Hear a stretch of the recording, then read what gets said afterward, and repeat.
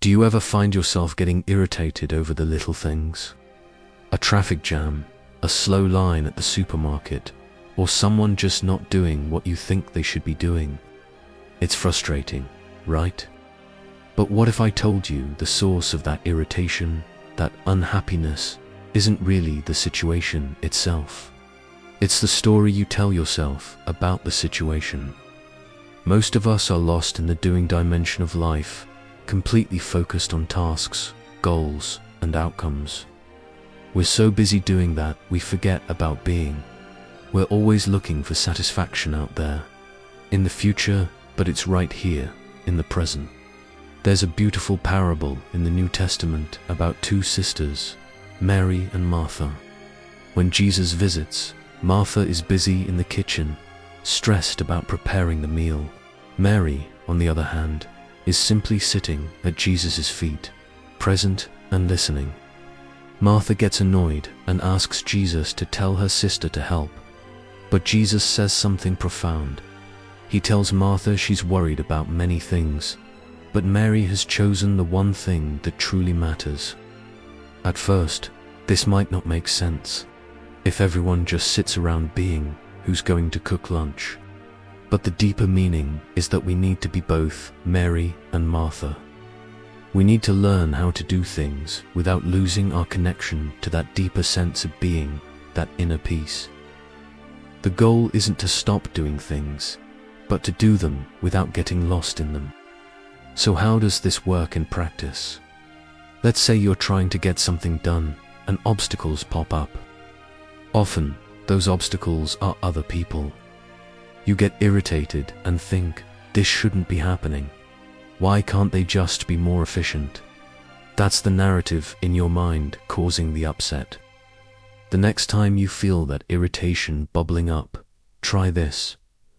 Ask yourself, how would I experience this moment if I didn't add any thought to it?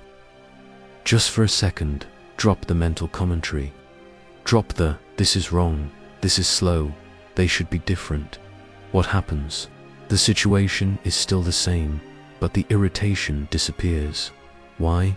Because the irritation wasn't in the traffic jam. It was in your thoughts about the traffic jam. The situation just is. This doesn't mean you become a doormat. If your soup is cold at a restaurant, of course, you should ask for it to be heated. That's constructive complaining. I'm talking about the habitual, pointless complaining that only serves to make you unhappy. When you stop demanding that situations and people make you happy, a huge weight lifts.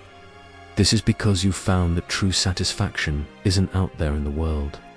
It's within you, in the depth of your being. When you realize this, you no longer need the world to be a certain way for you to be okay. This is a game changer for relationships, too. Think about family members, parents, or children that you have ongoing disagreements with. Can you allow them to be who they are at their current level of consciousness? It's incredibly liberating to stop demanding that people be different from who they are. I experienced this with my own father. He had a lot of anger, and for years, it created a lot of friction between us. But after my own awakening, I was able to just listen to his angry stories without reacting or needing him to change. I just allowed him to be, and you know what? Over time, he actually did change. By dropping my resistance, I created space for him to change on his own. So many of us carry an unconscious assumption. The world is here to make me happy. We see it in movies with their happily ever after endings. But this belief sets us up for constant disappointment, because life will always challenge us. The real shift happens when you let go of that demand. The world isn't here to make you happy. You are here to bring a sense of presence and peace to the world, regardless of the circumstances. When you stop looking for satisfaction in situations and find it within yourself, you stop getting irritated all the time. You become a source of peace, not just for yourself, but for everyone around you. Try it.